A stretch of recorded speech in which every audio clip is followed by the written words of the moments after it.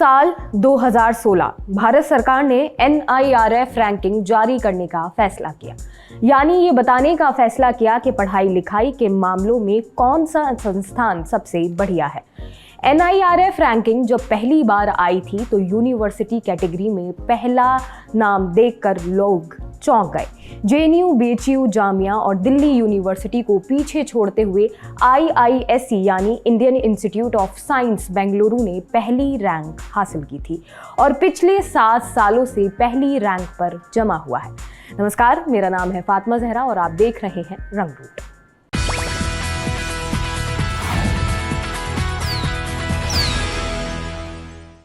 आज हम आपको इंडियन इंस्टीट्यूट ऑफ साइंस के बारे में बताएंगे। 113 साल पुराने संस्थान की शुरुआत कैसे हुई, यहाँ किस तरह और कितनी तरह की पढ़ाई होती है, कैसे एडमिशन मिलता है, कैसे हुई शुरुआत और क्या है खास। तो चलिए शुरू करते हैं। Indian institute of science Bengaluru की शुरुआत कैसे हुई। साल 1889 बॉम्बे यूनिवर्सिटी का दीक्षांत समारोह के मुख्य अतिथि थे बॉम्बे प्रोविंस के गवर्नर लॉर्ड रे। अपने संबोधन में लॉर्ड रे ने पूरा जोर इस बात पर दिया कि उस समय भारत को ज़्यादा से ज़्यादा हायर एजुकेशनल इंस्टीट्यूट की ज़रूरत क्यों है। उन्होंने बताया कि हायर एजुकेशन के जरिए किस तरह तत्कालीन भारत में आर्थिक और सामाजिक रूप से बदलाव लाया जा सकता है। लॉर्ड रे की इस स्पीच ने एक भारतीय उद्योगपति पर गहरा असर किया। उद्योगपति ने उच्च शिक्षा के क्षेत्र में काम करने का फैसला किया। उद्योगपति का नाम था जमशेद जी टाटा। 3 साल बाद जमशेद जी टाटा की मुलाकात स्वामी विवेकानंद से हुई। एक स्टीमर में जापान से अमेरिका जाते हुए और क्या बात हुई इन दोनों के बीच। बात हुई थी कि भारत में एक रिसर्च यूनिवर्सिटी स्थापित की जाए। बाद में स्वामी विवेकानंद ने इसके लिए एक लेटर भी टाटा को लिखा। साल 1898 में टाटा ने एक कमेटी बनाई। जाने माने शिक्षाविद बरजोर जी पादशाह के नेतृत्व में यूनिवर्सिटी शुरू करने को लेकर काफी विचार विमर्श हुआ और नाम तय किया गया इंपीरियल यूनिवर्सिटी ऑफ इंडिया। दिसंबर 1998 में तत्कालीन वायसराय लॉर्ड कर्जन से बात के बाद इसका नाम बदलकर इंडियन यूनिवर्सिटी ऑफ रिसर्च कर दिया गया। तत्कालीन ब्रिटिश गवर्नमेंट ने यूनिवर्सिटी के आइडिया को फाइनल शेप देने के लिए पहले जाने माने इंस्टीट्यूट विलियम रेमसे और फिर बाद में थॉमसन इंजीनियरिंग कॉलेज के principal colonel John Sibran, Melbourne university के प्रोफेसर डेविड मसन को बुलाया। मैसूर राज्य के दीवान ने बेंगलोर में यूनिवर्सिटी स्थापित करने के लिए जमीन और अतिरिक्त धन देने का फैसला किया। 27 मई 1909 को तत्कालीन भारत सरकार ने आधिकारिक तौर पर इंडियन इंस्टीट्यूट ऑफ साइंस बनाने का आदेश पारित किया। तो ये तो हो गई इतिहास की बात। अब वर्तमान में आते हैं। IISc बेंगलोर रिसर्च के लिए जाना जाता है। पिछले कुछ सालों के रिसर्च अचीवमेंट की बात करें तो साल 2015 में इंजीनियरिंग डिपार्टमेंट के असिस्टेंट प्रोफेसर डॉक्टर सूर्य सारथी बॉस और उनकी टीम ने एक वाटर प्योरीफायर सिस्टम का आविष्कार किया जो नैनो स्केल लेवल पर हानिकारक बैक्टीरिया को खत्म करता है। Non invasive heart condition detector का आविष्कार भी IISc के इंस्टीट्यूशन और अप्लाइड फिजिक्स डिपार्टमेंट के प्रोफेसर S अशोकन और उनकी टीम ने किया था। ये एक तरह का fibre Bragg grating heart beat device है। ऑप्टिकल फाइबर सेंसर से बना ये डिवाइस हार्ट कंडीशन का जल्द पता लगाने में मदद करता है। इसके अलावा साल 2012 में IISc के बायोकेमिस्ट्री डिपार्टमेंट के associate professor Satish C Raghavan और उनकी टीम ने एक अणु अवरोधक यानी कि मॉलिक्यूल इनहिबिटर डेवलप किया। साल 2014 में MIT ने इस पर रिसर्च किया ताकि इसे कैंसर के इलाज की दवाओं में शामिल किया जा सके। हेपेटाइटिस C का मुकाबला करने के लिए वैक्सीन का भी आविष्कार किया। ये आविष्कार प्रोफेसर सुमित्री दास के नेतृत्व में वैज्ञानिकों की एक टीम ने वैक्सीन बनाई जो वायरस से लड़ने के लिए एंटीबॉडी बनाती है।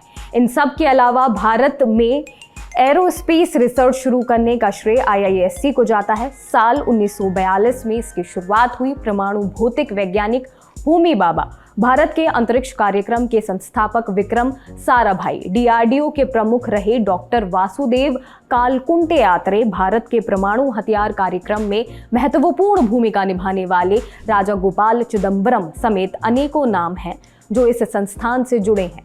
आपने दूरदर्शी नेतृत्व से इंडियन एरोस्पेस प्रोग्राम को अंतरिक्ष में रुचि रखने वाले बड़े देशों के साथ खड़ा करने वाले प्रोफेसर सतीश धवन 1963 से 1981 तक इस संस्थान के डायरेक्टर रहे हैं। अब कैंपस पे भी एक नजर डाल लेते हैं।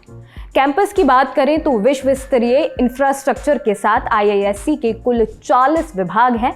इसके अलावा यहाँ 6 कैंटीन, जिम खाना, फुटबॉल और क्रिकेट स्टेडियम और फैमिली रेस्टोरेंट भी है। साथ ही स्टूडेंट के लिए हॉस्टल की सुविधा है। कैंपस में हरियाली की भी कोई कमी नहीं है।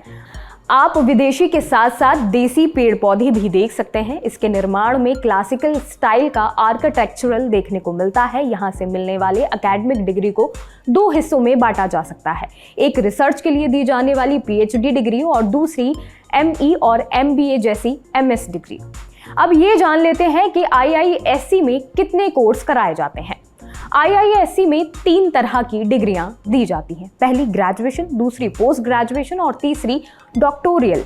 इसके अलावा IISc बेंगलोर अलग अलग स्ट्रीम के स्टूडेंट के लिए भी कोर्स ऑफर करता है। मैनेजमेंट और business administration, science, arts, humanities, social science, engineering, architecture, computer application, IT animation and design. इसके अलावा IISc PG कोर्स में MTech, MDes, प्रोडक्ट डिज़ाइन और इंजीनियरिंग जैसे कोर्स कराता है। वहीं PhD में विभिन्न विषयों में स्पेशलाइजेशन कराता है।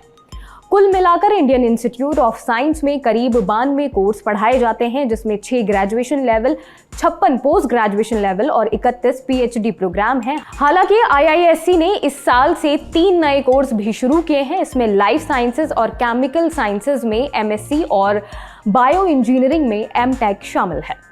IISc बेंगलोर में अपना मनपसंद कोर्स करने के लिए आपको कौन कौन से एग्जाम क्वालिफाई करने होंगे, आइए जानते हैं।